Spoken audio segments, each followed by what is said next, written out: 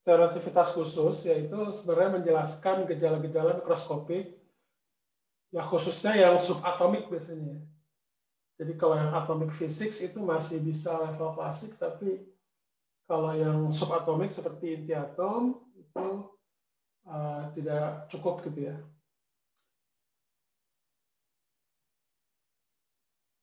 Jadi kemarin rasanya kita ini udah pernah dibahas ya tentang inti atom, itu pertama kali ditemukan oleh ide inti atom itu diusulkan oleh Rutherford gitu ya, kemudian itu berkembang ya, sehingga nanti ada konsep tentang proton ya, itu adalah partikel bermuatan positif, karena inti atom itu menurut percobaan Rutherford yang Anda tahu dia disimpulkan inti atom itu positif gitu ya.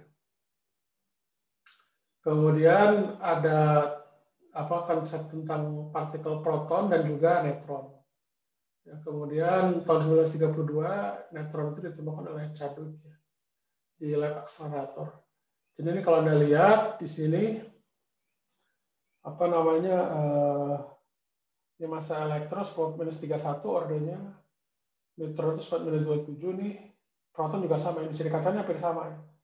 Ini yang kedua ini kita sebut namanya nukleon. Kemudian juga kita udah bahas tentang nuklida atau unsur lah ya, unsur. Jadi unsur itu disimbolkan X ya, A itu adalah nomor massa, Z itu nomor atom. Jadi nomor atom itu adalah sama dengan jumlah elektron ya. Jadi atomnya itu harus netral gitu. Jadi inti atomnya ini Z itu sama dengan jumlah proton. Sedangkan A itu adalah jumlah proton dengan neutron. Jadi jumlah neutron itu adalah A dikurang Z. Ini contohnya karbon 12 dengan 13. Kemudian kemarin kita skip dulu ya. Jadi ini model bola. Nah, jadi karena inti atom itu sangat-sangat kecil ya, ordernya 10-27. Nah, pengukuran massanya nggak mungkin kita pakai kiloan yang di pasar gitu ya. Istilahnya kiloan yang mengukur berat standar, nggak mungkin. Jadi dia memang kita harus pakai akal konsep-konsep fisika itu yang sebelumnya ditemukan orang itu untuk mengukur massa itu. Nah, salah satunya itu menggunakan medan magnetik dan medan listrik. Jadi kalau kebetulan kalau dia itu bermuatan ya, bermuatan listrik maksudnya, itu bisa pakai spektrometer. Istilahnya dia bisa pakai medan magnet dan medan magnetik ya, medan listrik dan medan magnetik. Jadi itu kita sebut biasanya namanya spektrometer massa. Ini khusus untuk mengukur massa partikel yang bermassa sangat kecil gitu ya. Nah, cuma kelemahannya karena kita menggunakan medan listrik dan medan magnetik, spektrometer massa ini sulit untuk mengukur partikel netral gitu ya, massanya berapa. Nah, itu ada tekniknya lagi. Tapi saya nggak tahu untuk di situ. Jadi yang paling mudah sih memang menjelaskan mengukur partikel bermuatan ya, massa partikel bermuatan dengan menggunakan ini. Nah, jadi karena ukuran inti atom itu order 10-27 kilogram gitu ya. Jadi agak repot kalau kita selalu menuliskan seperti ini gitu. Jadi makanya kita mengenalkan yang disebut namanya atomic mass unit, yaitu satu atomic mass unit itu adalah 1,6606 kali 10-27 kilogram. Ini berdasarkan persentase, jadi acuannya itu adalah karbon 12. Jadi karbon 12 dianggap dia eksak 12U gitu ya. Dan terkait dengan persentasenya di alam ada karbon 12, 13, 14 itu didapatkan angka seperti ini. Jadi kalau kita lihat di sini, kalau dalam U di sini neutron dan proton itu seperti ini. Jadi perbedaannya sangat kecil kan ya. Nah, ada satu hal lagi yang terkait dengan yang disebut namanya energi ikat. Jadi energi ikat ini itu hanya bisa dijelaskan menggunakan teori relativitas khusus ya. Jadi tidak bisa menggunakan mekanika klasik Newton. Kenapa? Karena mekanika klasik Newton itu tidak mengenal yang disebut namanya energi diam. Ya, jadi benda itu punya energi kalau dia bergerak, kan, energi kinetik. Kalau itu diam gimana ya, kinetiknya 0. Gitu. Kalau di relativitas, partikel itu diam punya energi yang disebut namanya energi diam. Nah, itu yang dimanfaatkan untuk menjelaskan yang namanya energi ikat. Jadi misalkan seperti ini, contohnya massa atom helium, inti atom helium itu adalah 6,647 kali 10⁻⁷. Ini masih dalam apa namanya kilogram ya, apa 10⁻⁷, belum masuk atomnya ke sini. Jadi sisanya itu apa bedanya itu adalah ini 0,0503 kali 10⁻⁷. Jadi kalau saya ini kan MC kuadrat didapatkan seperti ini. Nah ini masih terlalu jauh juga ya, 10⁻12 Joule. Jadi rada repot tulisnya, makanya kita memperkenalkan namanya satuan elektron volt. Jadi elektron volt itu adalah satu elektron volt, itu artinya kita mempercepat elektron dengan beda potensial 1 volt. Jadi ada energinya itu adalah 1,602 kali 10⁻⁹. Jadi kalau kita ingin menyatakan ini dalam elektron volt, tinggal kita bagi aja 1,6 kali 10⁻⁹ ya. Jadi didapatkan angka segini. Nah, ini kalau dalam mega elektron volt itu 28,3 mega elektron volt. Nah, ini alternatif penulisan untuk atomic mass unit gitu ya.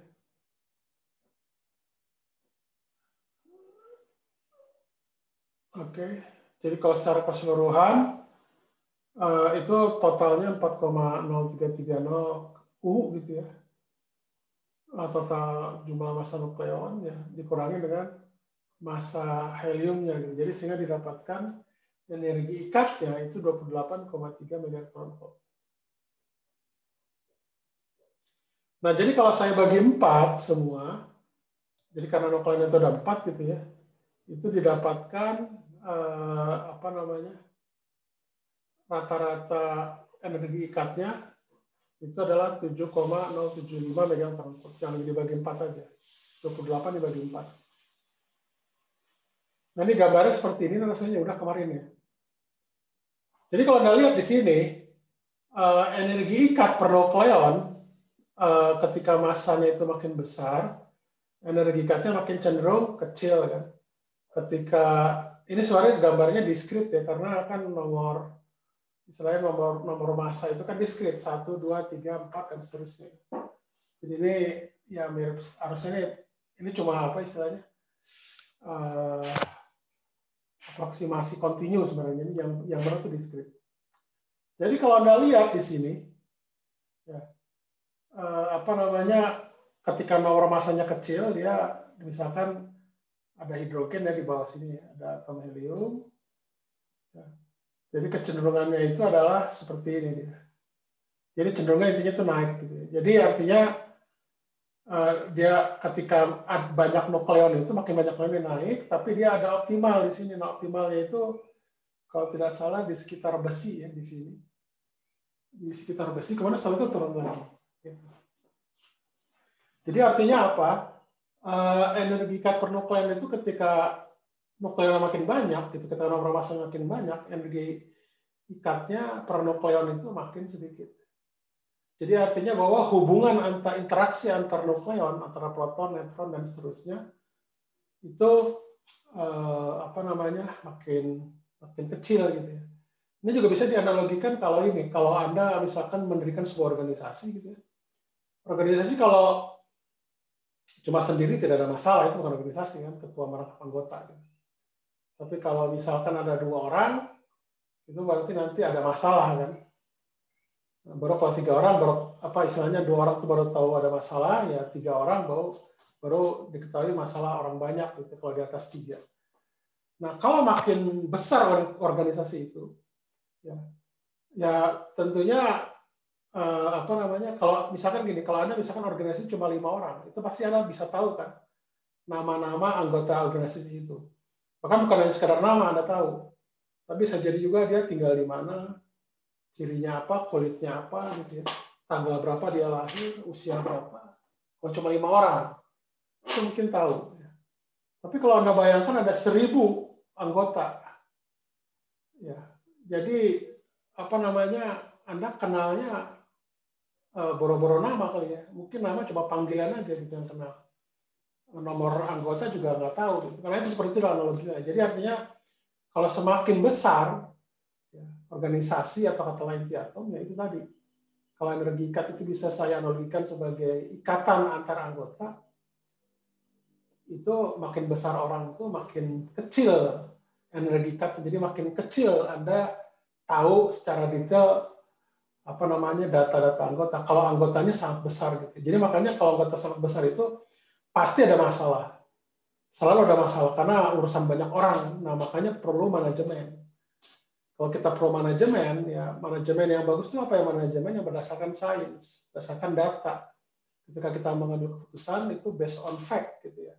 Berdasarkan sains, gitu. Ada hitungan-hitungan, ada prediksi segala macam. Dan itu ya terus terang mohon maaf ya tidak dilakukan ya oleh kita gitu pada umumnya. Oke, ada pertanyaan nggak sejauh ini tentang energi ikat? Ini rasanya udah ya. Ada pertanyaan? Tidak ada, oke. Kemudian sebentar.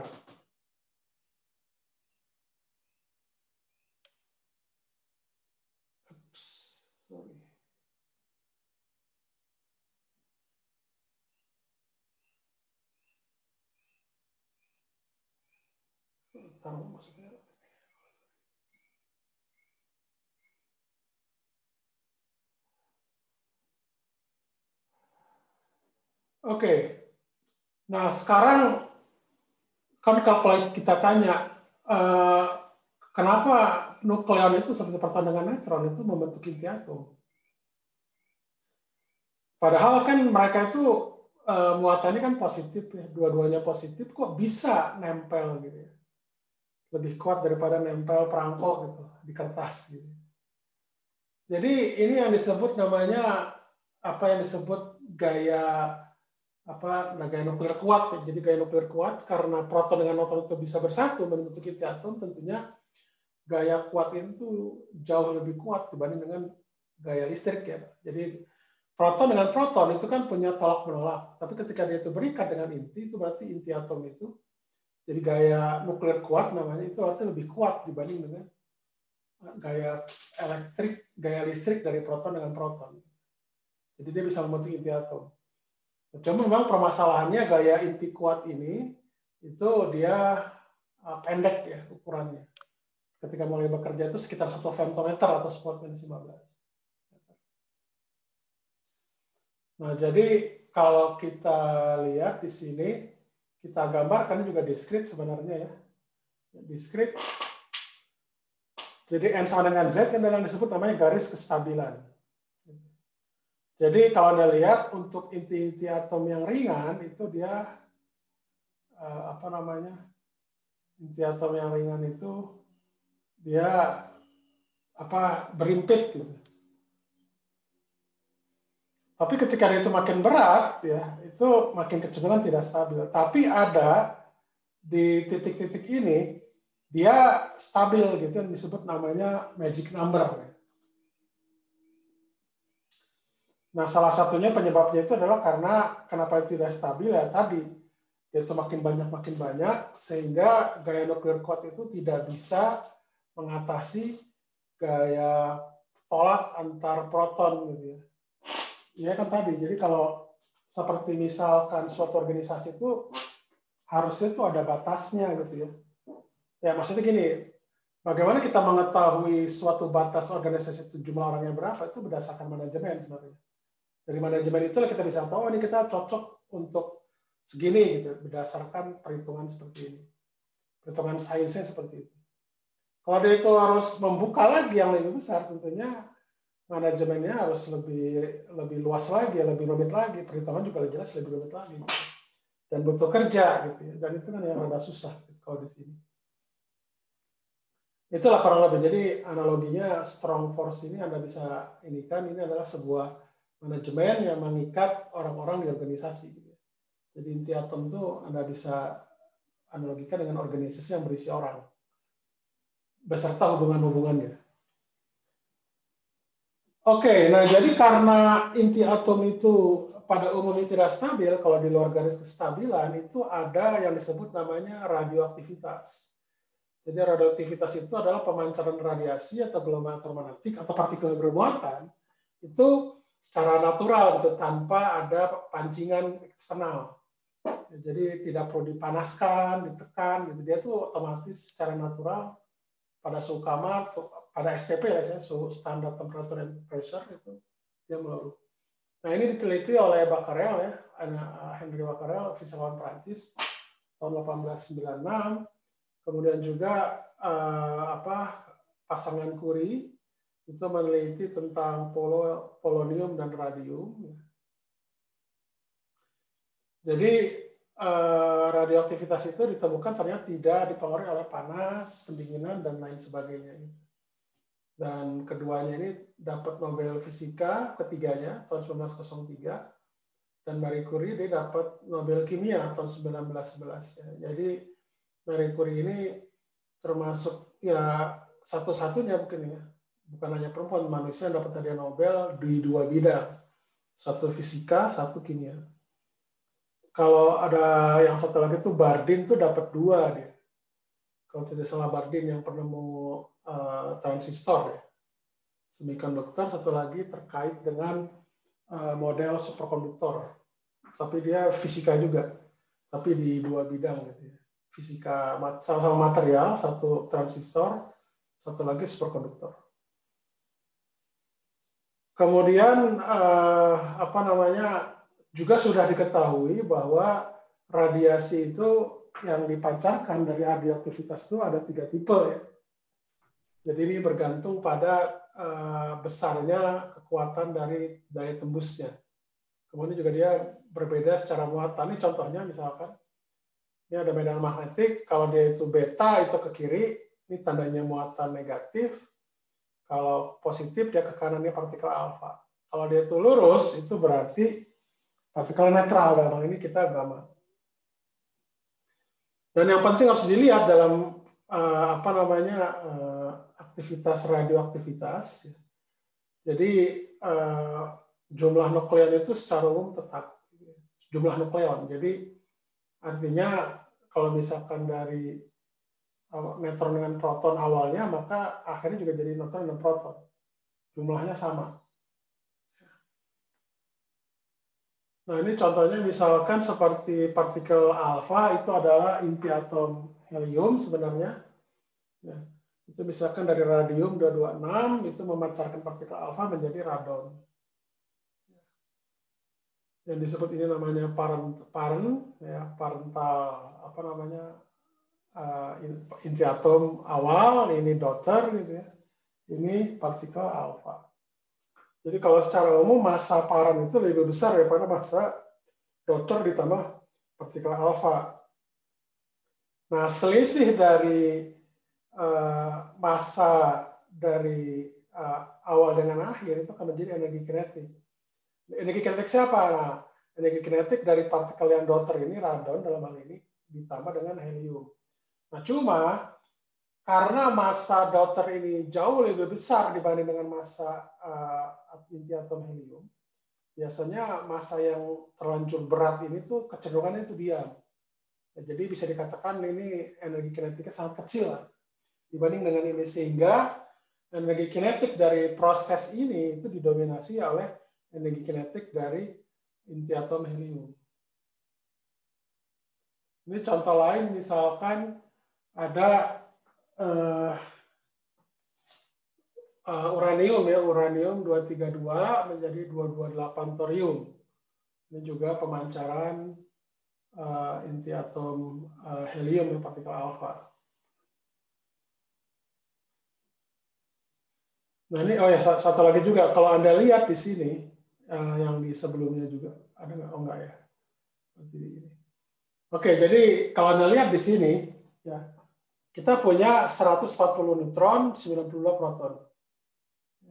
Di sini total juga sama ya, ada 138 neutron, ini ada 2 neutron dari sini. Di jumlah dia sama 40. Kemudian jumlah proton juga sama, yang di sini ada 90 proton, di sini di partikel alfa ada 2. Totalnya sama. Nah, kalau Anda lihat dalam atomic mass unit, 232 uranium itu adalah masanya ini, 232,0 sekian. Sedangkan thorium itu adalah ini. Oke, dan terakhirnya adalah inti atom helium. Jadi ini semua, jadi ini kami lihat di sini totalnya itu adalah 232 ini. Berbeda kan ya? Berbeda. Nah, selisihnya itu dikatakan yang kehilangan massa itu adalah sekitar yang awal dikurangi akhir ya. Jadi ini adalah 0,00581 U atomic mass unit. Atau sekitar kalau pakai dalam megaelectron volt sekitar 5,4 megaelectron volt. Jadi artinya 5,4 megaelectron volt ini merupakan energi kinetik inti atom helium. Jadi karena yang thorium ini karena itu masanya sangat besar, itu bisa diabaikan. Oke, nah jadi Jadi inti atom dari thorium ini dia istilahnya ada efek namanya recoil. Recoil itu gerak mundur yang berlawanan. Jadi kalau misalkan inti atom atau partikel alfa itu ke kanan, berarti inti atom thorium itu ke kiri. Jadi ada recoil. Gitu. Tapi energi kinetik itu sangat kecil. Jadi didominasi oleh yang partikel alfa. Gitu. Nah tadi peluruhan alfa. Nah sekarang kalau itu peluruhan beta gimana? Intinya peluruhan beta itu adalah pemancaran elektron oleh inti atom. Jadi ini ada 8 neutron, 6 neutron gitu ya. Ini adalah karbon 14 6 karbon, dia menjadi 14 7 neutron. 14 7 nitrogen. Jadi kalau Anda lihat di sini total yang awalnya kiri itu 14 ya. Di sini juga 14. Jadi sama jumlah nukleonnya. Nah, pertanyaan saya, apa yang membedakan antara partikel beta ini dengan orbital elektron? Kok kita bisa tahu bahwa ini adalah partikel beta? Kira-kira gimana? Murtado, halo? Ya Pak, halo. Ya, bagaimana? Kalau Ya, yang saya pahami kalau partikel beta ini kan dari neutron Pak. Jadi neutronnya itu melepaskan partikel beta terus jadi proton gitu. ya, maksudnya gini, kalau misalkan ya, dalam unsur itu kok kita tahu bahwa ini elektron berasal dari inti, bukan dari orbital, itu dari mana? Kalau itu ya jelas proses mikroskopiknya seperti itu. Cuma kalau misalkan dalam eksperimen, kita tidak bisa melihat inti atom. Kan? Kita bisa melihat dari cuma peluruhannya, ya cuma kita bagaimana membedakan bahwa elektron ini berasal dari inti atom, tapi bukan dari orbital elektron. Dari energinya mungkin Pak, kalau energi proses ini lebih besar gitu daripada energinya Ya, ionisasi kalau ya, elektron yang di orbital itu. oke, ya, ya betul, ya.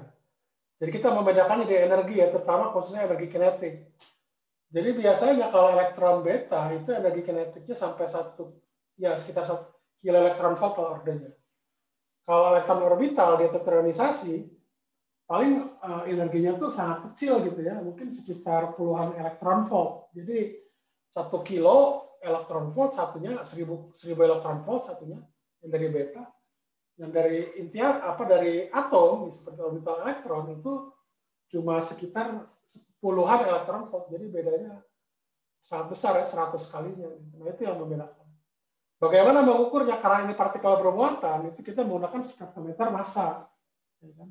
Kalau energinya makin besar, itu artinya kan kecepatan makin tinggi. Kalau kecepatan makin tinggi, berarti apa? Radiusnya akan makin besar, kan? Ya, itu nanti Anda pikirkan pakai yang rumus itu. Apa namanya? Yang spektrometer massa tadi ya, pakai gerak melingkar sederhana lah. Gerak melingkar sederhana, jadi istilahnya Q VB sama dengan MV per R kuadrat. Jadi di situ bisa Anda lihat V-nya sama dengan apa. Oke, kita lanjutkan. Jadi yang seperti tadi teman Anda bilang ya, jadi neutron itu berubah dari neutron itu berubah ke proton plus elektron. Yang disebut namanya peluruhan beta. Nah, ini contohnya misalkan tadi 14 karbon dengan 14 nitrogen. Jadi yang membedakan ini adalah nomor atomnya. Ini adalah termasuk pemancar beta. Jadi kalau kita lihat di sini total ya, itu adalah ini. Jadi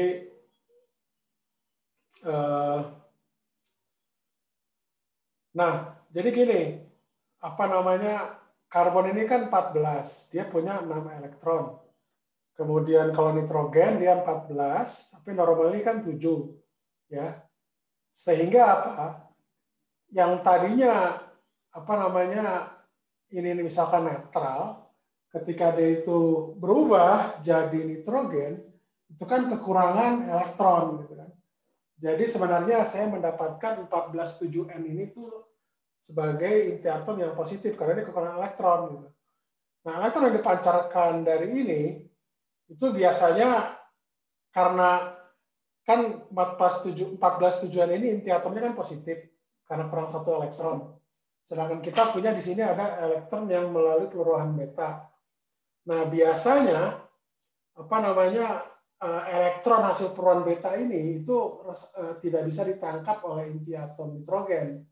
Biasanya paling dia coba misalnya ditarik sehingga nanti akan ada kalau peluruhan beta itu tambahan radiasi sinar X. Jadi radiasi sinar X itu berasal dari radiasi pengereman. Ya, karena kenapa? Karena inti atom itu menarik elektron ya, energinya tinggi sehingga ada nanti namanya radiasi yang namanya Bremsstrahlung ya, yang kemarin saya juga udah bahas. Ya.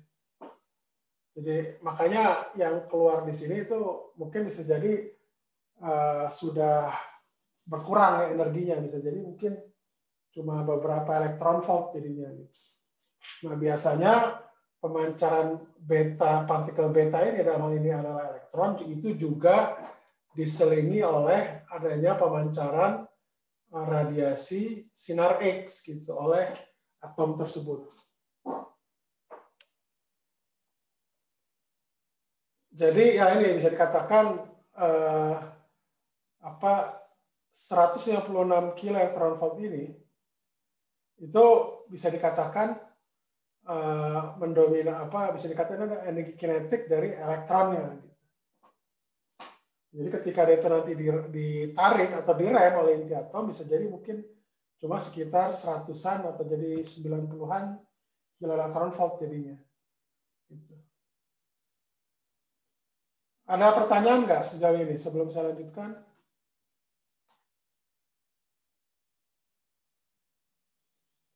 Ada pertanyaan?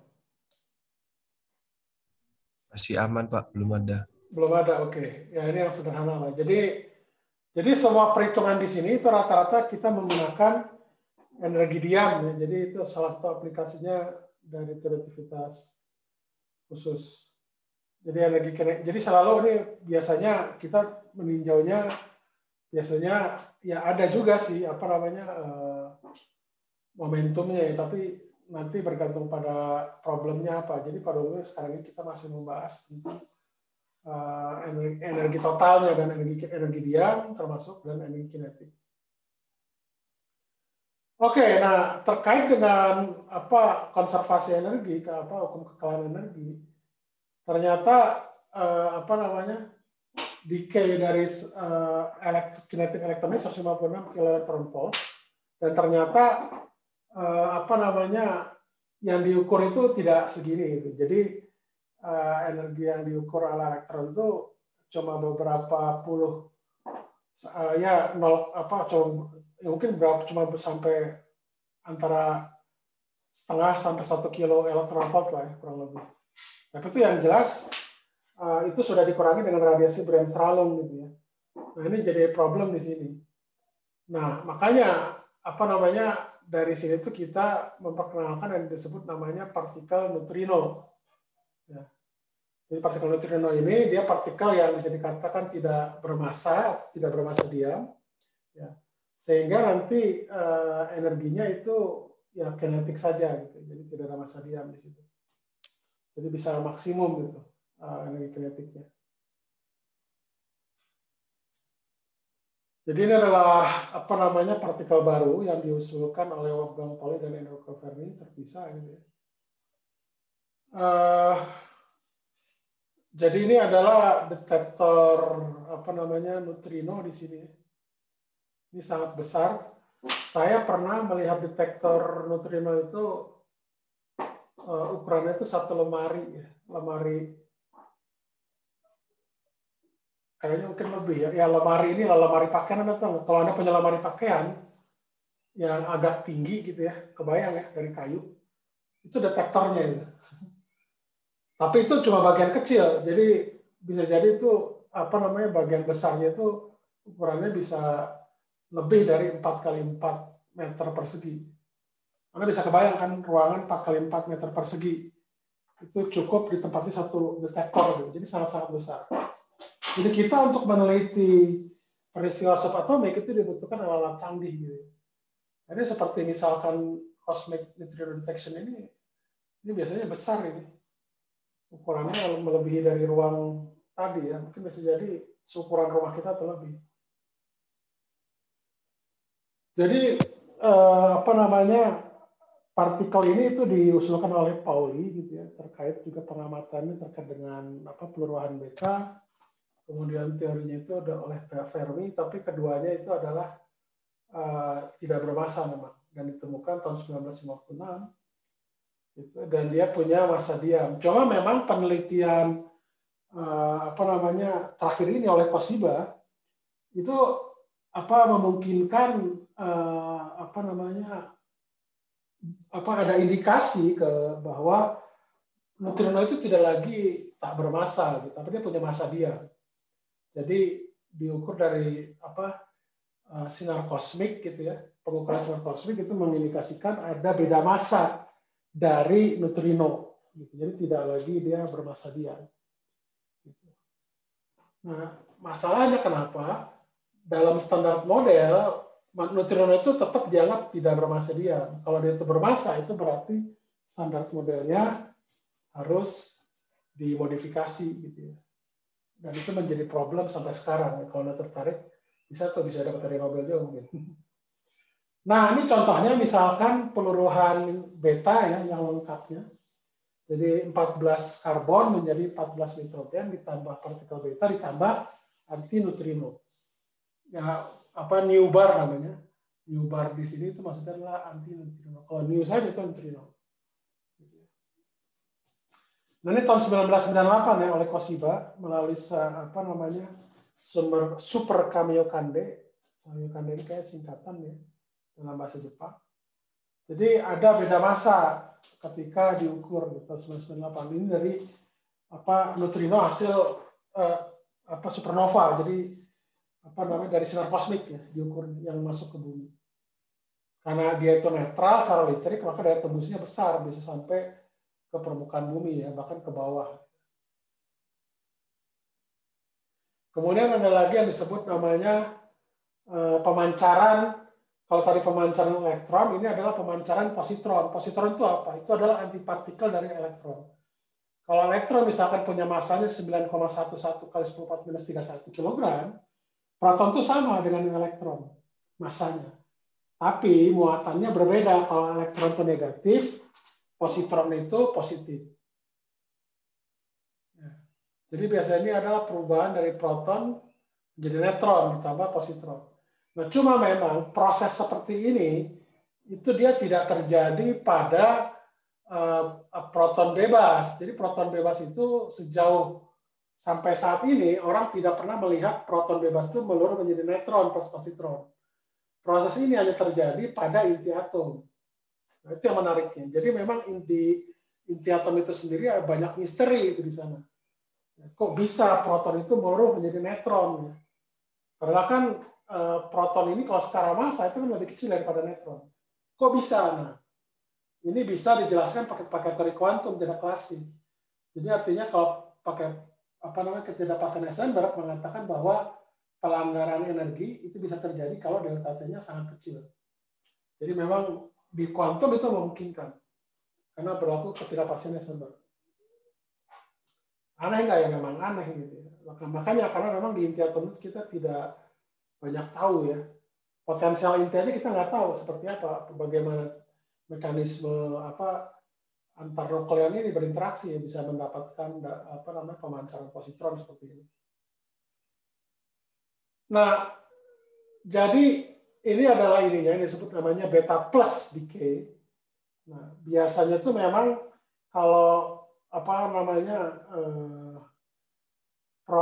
sebuah inti itu memancarkan positron, itu biasanya ada indikasi yang disebut namanya anihilasi. Jadi proton itu kan dia negatif ya. Jadi proton itu kan dia positif ya, antipartikel dari elektron. Nah, antipartikel dengan partikel ketika bertumbukan, probabilitasnya kalau pada energi rendah, pada suhu kamar, itu dia anihilasi. Nah, ketika energinya makin tinggi, bisa jadi prosesnya yang lain gitu ya.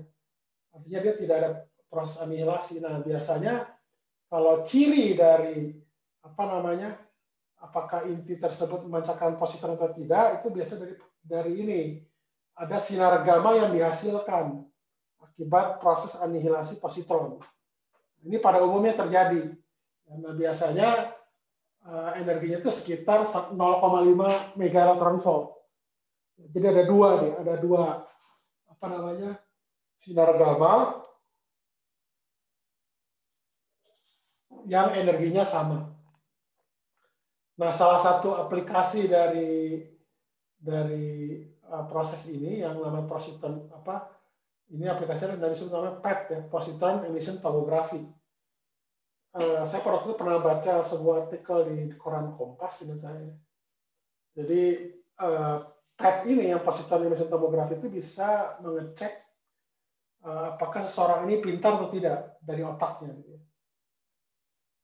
Otaknya ini sering dipakai mikir atau enggak gitu ya. Masih fresh atau enggak gitu. Seperti itu. Ada pertanyaan sejauh ini? Oke, kita lanjutkan. Nah, ini ada yang disebut namanya penangkapan elektron. Nah, penangkapan elektron itu biasanya prosesnya adalah inti atom itu menangkap elektron orbital. Ini contohnya adalah berilium. Gitu. Dia menangkap elektron menjadi litium. Nah, cuma elektron yang seperti apa? Itu biasanya elektron yang orbit paling dalam, yang mengalami tarikan inti paling kuat. Jadi akibatnya proton itu berubah menjadi neutron, dan biasanya itu adalah elektron pada kulit K. Kulit K itu kan yang terdalam.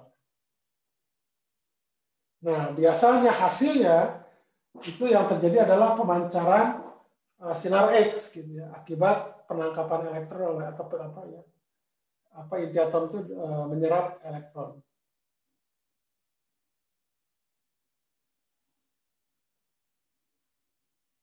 Ada pertanyaan nggak? Halo, ada pertanyaan? Tidak ada. Oke, saya lanjutkan. Nah, ini sinar gamma ya. Jadi yang disebut namanya peluruhan gamma. Ini yang paling tinggi daya tembusnya. Jadi gamma itu sebenarnya adalah foton pada energi tinggi. Gitu ya. Jadi ini hasil dari excited. Jadi inti atom yang pada keadaan semi stabil gitu ya. Semi stabil itu artinya tidak stabil. Jadi disebut namanya excited nucleus. Jadi contohnya seperti ini, seperti berilium misalkan. Dia itu pemancaran beta ya, negatif ke karbon 12. Oke. Jadi dalam peluruhannya itu dia bisa dituliskan seperti ini. Jadi B langsung ke C ditambah dengan elektron. Ada peluruhan beta. Gitu. Nah, tapi biasanya di sini nanti ada pemancaran sinar gamma. Nah, sinar gamma ini merupakan energi ya. Apa istilahnya hasil dari excited ini yang apa C star ini. Jadi gambarnya seperti ini. Jadi ini ada dari sini pelurahan beta ke C star ini, C bintang yang merupakan excited nucleus ya. Nah, dari sini baru dia dipancarkan ini. Jadi modelnya juga memang bisa mirip seperti model kulit ya, model kulit elektron. Cuma bedanya ini untuk yang inti atom. Kemudian kekuatan energinya, level energinya itu antara kilo elektron volt sampai mega elektron volt. Kalau ini biasanya 100-an ya, 100 kilo elektron volt lah. Kalau mega itu bisa 1 mega elektron volt.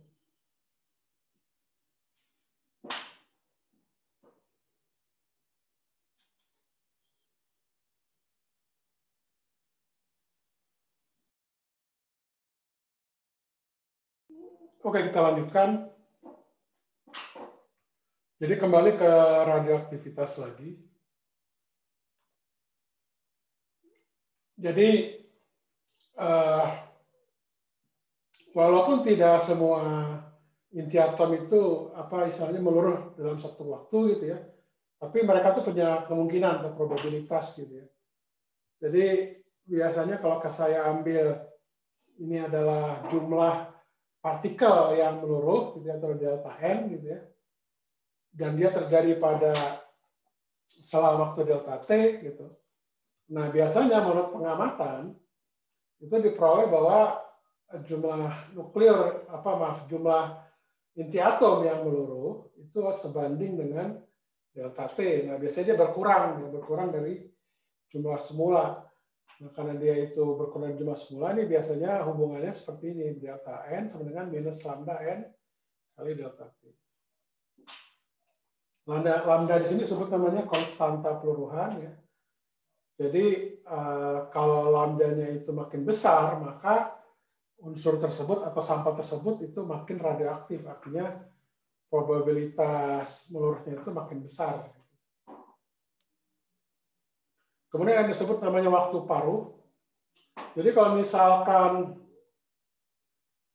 N0 itu adalah jumlah jumlah inti atom awal gitu ya. Pada T sama dengan 0 kita dapat menulis seperti ini. Ya. Jadi didapatkan N di sini itu sama dengan N0 kali E pangkat minus lambda T.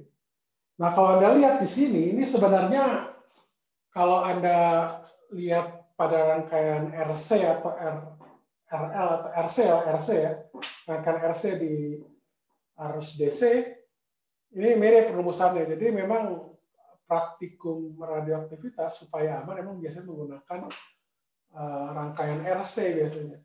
Jadi karena dia sama ininya, eksponensialnya gitu. Namanya membedakan makna fisisnya. Nah, kalau dia itu N-nya itu sama dengan N0/2, artinya jumlah akhirnya itu menjadi setengah dari awal, itu disebut namanya waktu paruh. Dan waktu paruh ini adalah sama dengan T sama dengan minus, jadi T setengah itu sama dengan log 2 per lambda. Log 2, lambda itu adalah log berbasis bilangan E ya, naturalis. Jadi log naturalis, lambda 2 dibagi dengan lambda. Ini adalah waktu paruhnya.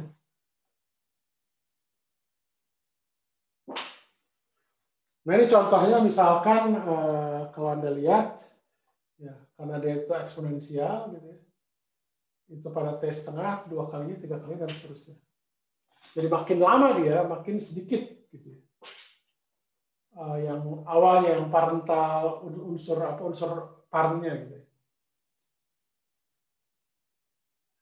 Nah ini misalkan dalam lab itu terdapat 2 mikrogram dari silikon 3114, A-nya 31, Z-nya 14. Mempunyai waktu paruh itu 2,5 jam. Berapa jumlah nukleus pada saat setelah 4 jam. Jadi atomic pressure itu 31 gitu ya, dan bilangan Avogadro ini berarti didapatkan kalau 2 mikrogram itu berapa partikel atau berapa gram. Ini didapatkan jumlah awal yaitu adalah 3,89 kali 10⁴ partikel. Nah, kemudian berapa ininya waktu paruhnya itu tinggal Anda gunakan aja rumus yang di atas tadi. Mana sih? Nah, ini kan lambda juga udah tahu ya. T setengahnya udah tahu gitu, tinggal cari lambdanya. Jadi lambda itu sama dengan 7,7 kali 10⁻⁵ per detik.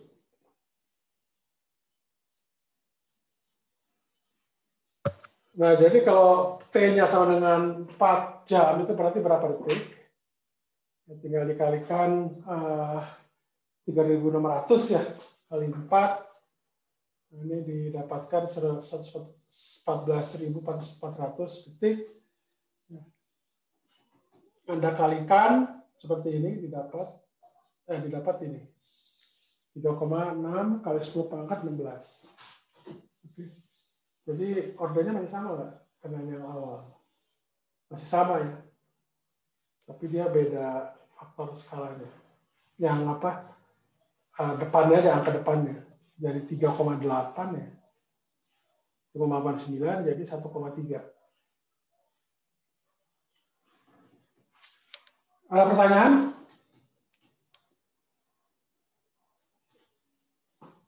Pertanyaan.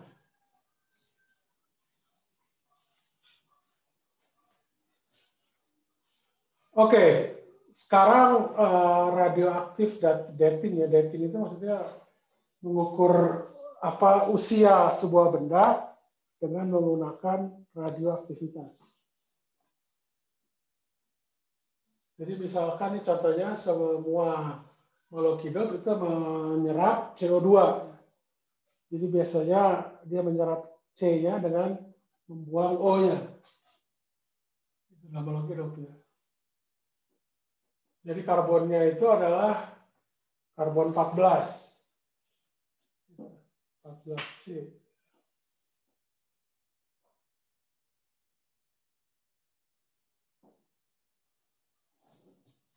Nah, nanti biasanya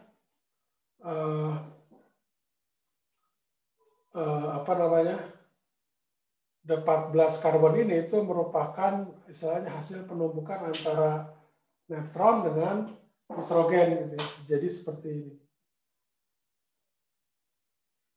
Jadi ketika sebuah makhluk hidup itu mati atau meninggal, itu CO2 tidak lagi diserap. Jadi rasio karbonnya itu adalah 14:12. Dan dia decrease menurun setengahnya di setiap 5.730 tahun. Jadi untuk mengukur aktivitinya itu kita pakai rumus ini, didapatkan bahwa ano itu adalah ini, becquerel per gram. Nah, ini contohnya dari Kapnell-Johnson. Ini adalah OTC ya, yang dia dibekukan di es gitu ya. Jadi dari karbon aktivitasnya, karbon 14 aktivitas kan yang radioaktif itu yang 14. Itu adalah 0,121 becquerel per gram. Nah, decay konstannya itu adalah 1,21 kali 10⁴ tahun. Nah, jadi Anda bisa lihat di situ berapa ininya, usianya. Ya, itu tinggal dimasukin aja. Itu didapat usianya itu 5.300 tahun.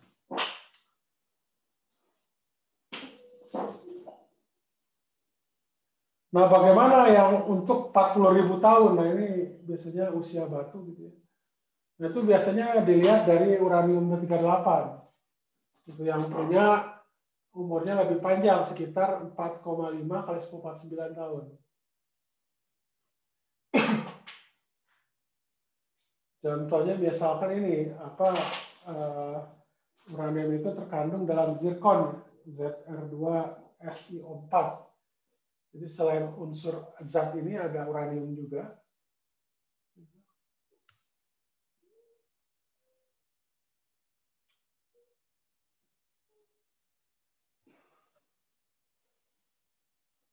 Nah, apalagi ya dari sini sebentar.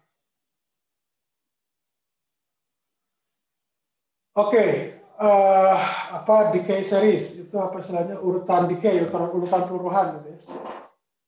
Jadi secara umum ketika apa namanya sebuah unsur itu meluruh itu tidak selalu memang parental ya seperti uranium ini dia berubah menjadi thorium. Jadi tapi thorium itu juga itu bukan inti atom yang stabil gitu ya, dia juga meluruh gitu.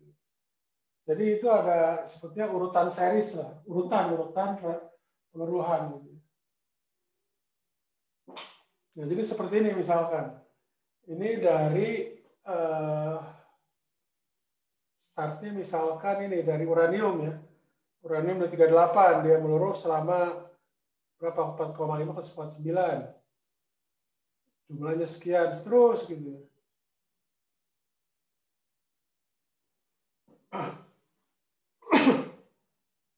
Jadi dia meluruh terus itu menjadi akhirnya kalau nggak PB PB, TI atau HG. Yang penting maaf TL. Belum apa ya. Jadi yang merah itu adalah alpha decay, peluruhan alpha, yang biru adalah beta.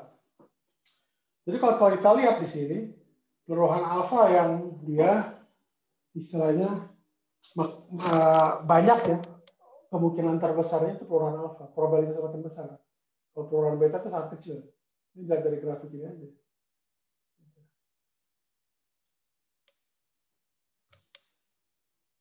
Sebentar dulu ya.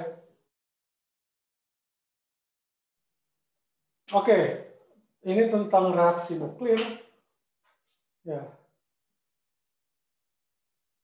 Jadi biasanya reaksi nuklir itu ya peluruhan juga termasuk reaksi nuklir, tapi reaksi nuklir di sini adalah ketika satu inti atom itu ditabrak oleh yang lain, gitu ya.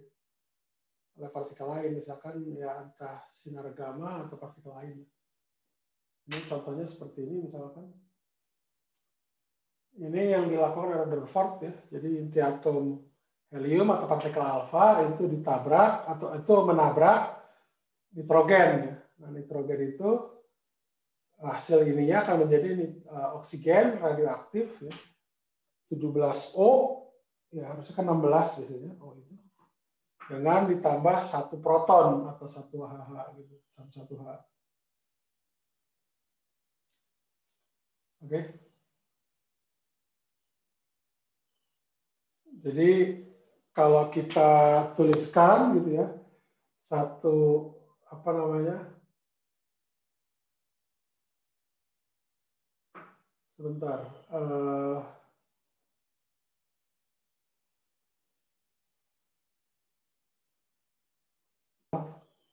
Jadi ini cuma contoh aja. Ini dari above itu maksudnya dari yang sebelumnya. Yang mana tadi? Nah, yang ini nih. Ya.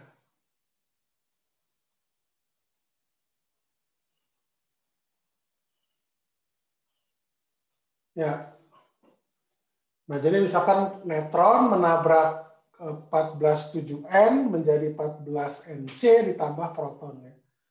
Jadi bisa ditulis seperti ini, 14,7N dalam kurung N, P 14,6. Jadi ini adalah parennya atau orang tuanya, ini daughternya, anaknya gitu. Ini pelurunya, N-nya ini termasuk hasil selain dari daughter P-nya. Nah, jadi bagaimana reaksi nuklir tersebut? Ya. Jadi sebagai contoh misalkan kalau karbon yang tadi, misalkan tadi berapa?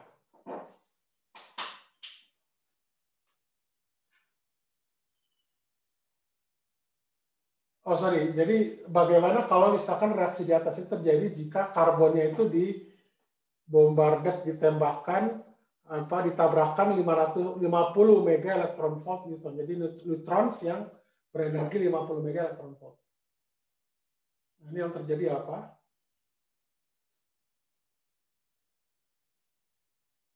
Sorry, ini bukan karbon, harusnya nitrogen ya, nitrogen.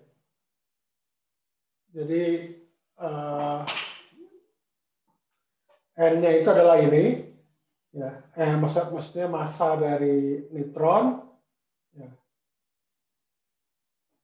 Ini adalah 14 nitrogen, kemudian ini besar sebentar nitrogen.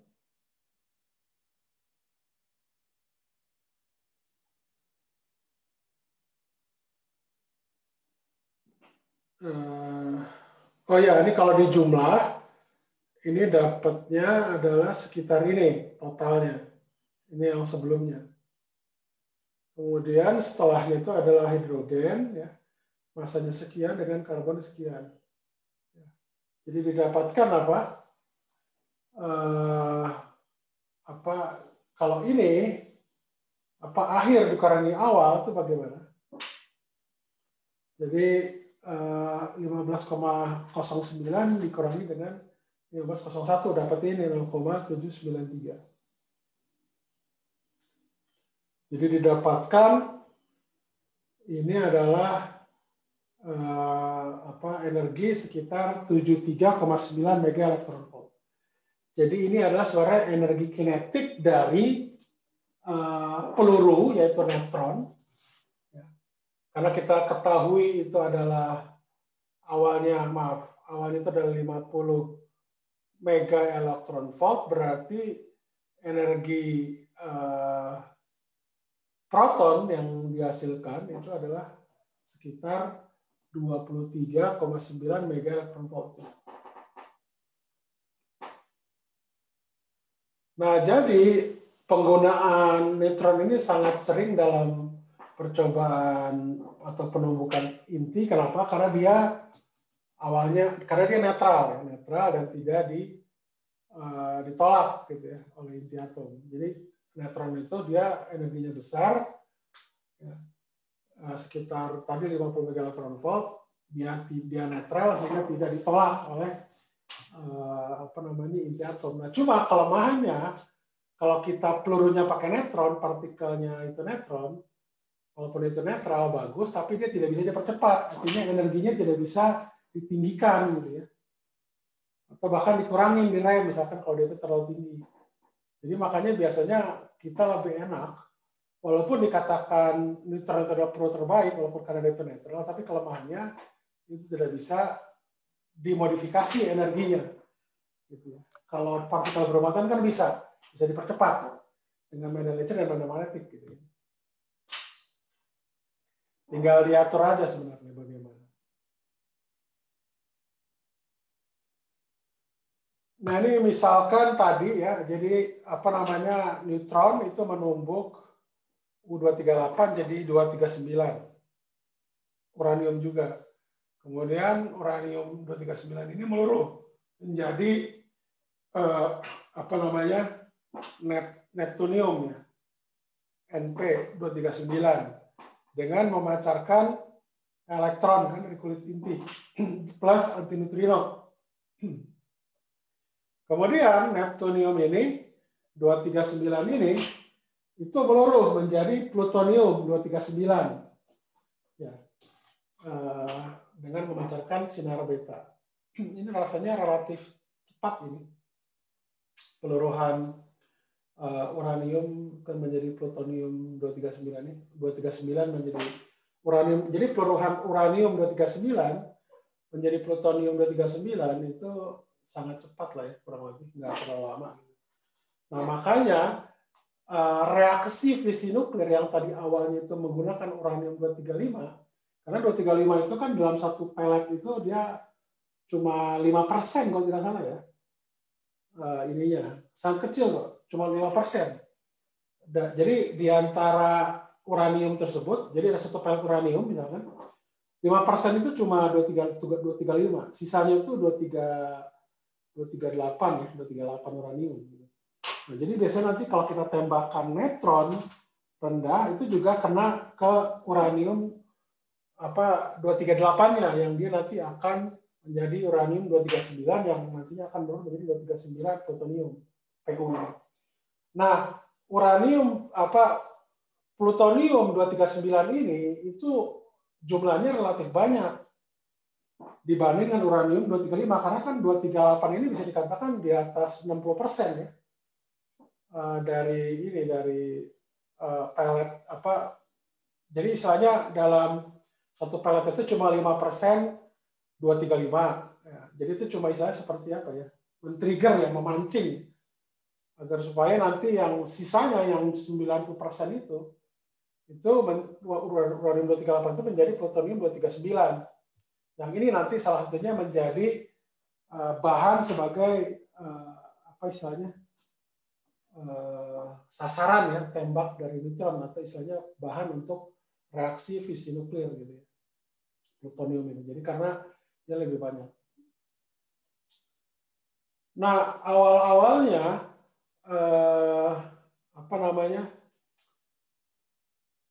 reaksi fisi ini itu memang banyak dipelajari oleh orang Jerman ya, Otto Hahn, Fritz Strassmann, Lise Meitner. Bahkan Lise Meitner ini salah satu otak dari pengembangan nuklir ya, senjata nuklir Jerman pada saat itu, yang pada saat itu dipimpin oleh Nazi ya, oleh Hitler ya. Jadi waktu itu memang ketika Einstein itu pergi atau migrasi ke US, dia berkirim surat ke Presiden Roosevelt saat itu bahwa Amerika saat itu harus mengembangkan reaktor fisi nuklir gitu untuk persenjataan karena Jerman juga sedang mengembangkan itu gitu ya, yang dikepalai oleh Lise Meitner. Jadi memang reaksi fisi ini memang awalnya dipergunakan untuk senjata misalnya pemusnah massal ya, open of mass destruction.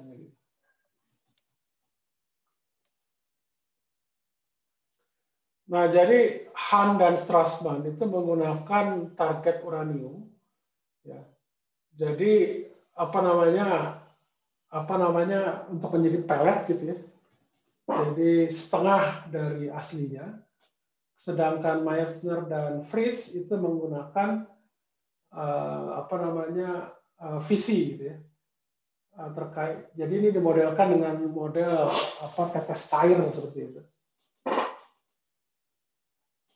Jadi seperti ini gambarannya. Ya. Jadi inti atom di sini ditambahkan, dia akan berkontraksi gitu. Berkontraksi itu dia akan membelah. Ini belahannya seperti ini, doternya ini ya, neutronnya gitu. Dan Hahn dan Strassmann itu dianugerahi hadiah Nobel atas kerjanya tentang reaksi fisi nuklir. Ini jadi gambar ya, contohnya misalkan tadi neutron, biasanya neutron lambat itu menembak uranium 235, dia akan menjadi uranium 236. Nah, usia dari uranium 36 ini itu adalah 10 pangkat minus 12 detik. Kemudian setelah itu dia akan menurun menjadi baryon dan krypton, ditambah 3 neutron. Jadi kalau kita lihat di sini,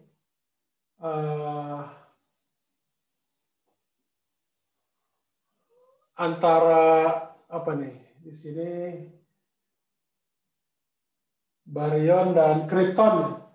Baryon dan krypton itu masanya kan di sekitar sini ya. 141 dengan 92 ya di sini.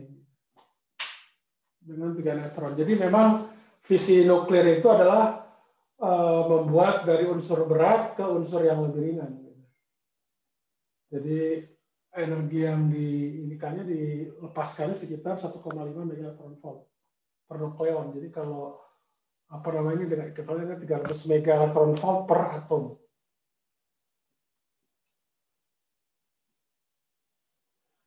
Nah, jadi apa namanya reaksi fisi tersebut ya, itu secara umum itu ketika satu reaksi fisi terjadi itu men-trigger atau memancing reaksi fisi berikutnya, itu disebut namanya chain reaction ya, reaksi berantai lah gitu. Anda pernah nonton ini nggak? Ada filmnya judulnya Chain Reaction itu, filmnya Keanu Reeves sama Morgan Freeman ya. Kalau tidak salah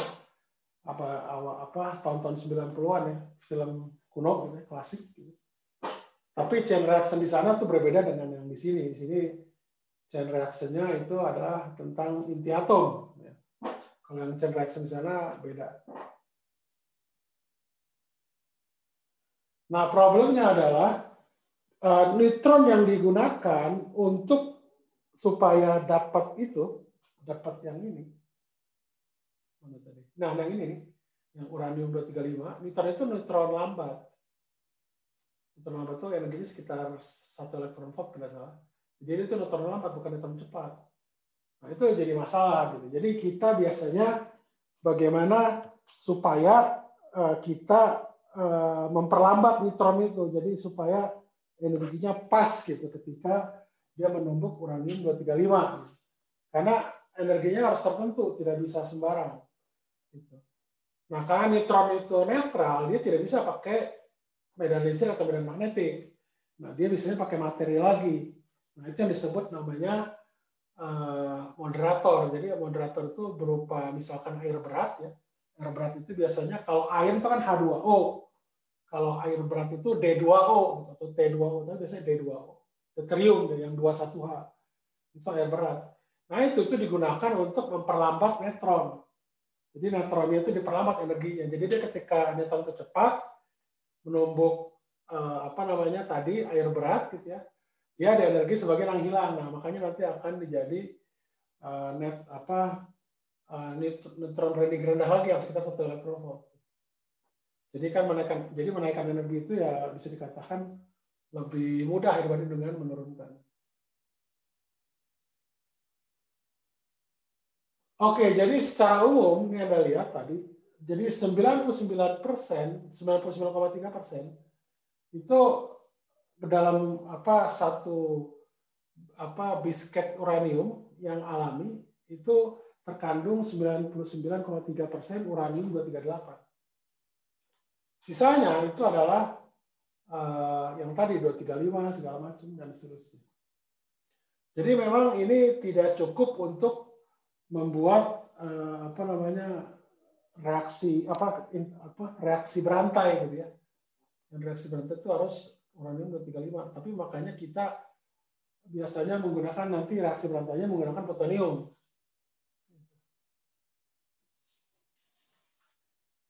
Ini mungkin saya lompat saja karena nanti akan Anda pelajari di fisika inti ya, lebih lanjut.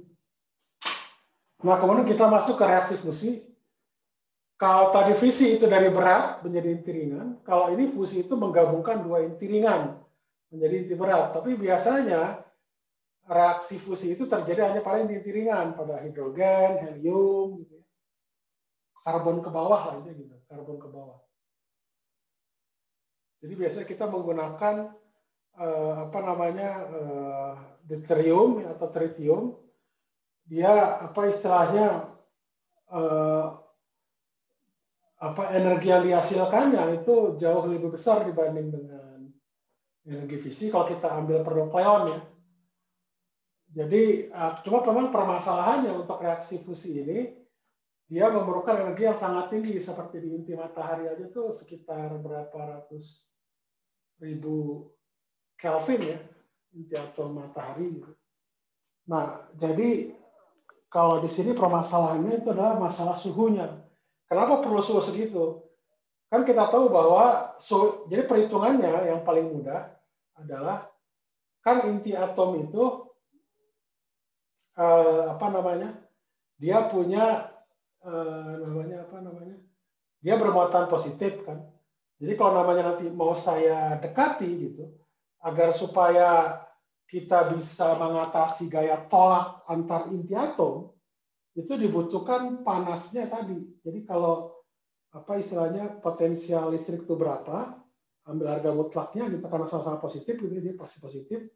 Nah, energi potensial itu kalau saya samakan dengan KB kali T, KB itu adalah konstanta Boltzmann, itu maka akan saya dapatkan suhunya sekitar itu gitu. Bisa nggak Anda hitung berapa suhunya? Halo? Halo, halo? Anda hitung suhunya. Jadi misalkan ya, proton dengan proton mau saya dekati. Kira-kira itu untuk mengatasi apa namanya? Untuk mengatasi gaya tolak inti tersebut, itu kita harus butuh suhu, bukan hanya tekanan sih. Misalkan suhu dulu deh. Kira-kira butuh suhu berapa itu di situ? Bisa nggak ada hitung? Ambil jaraknya itu misalkan 1 femtometer, 10 pangkat minus 15 saja. Kira-kira seperti itu. Dapatnya berapa? Bisa nggak ada hitung itu?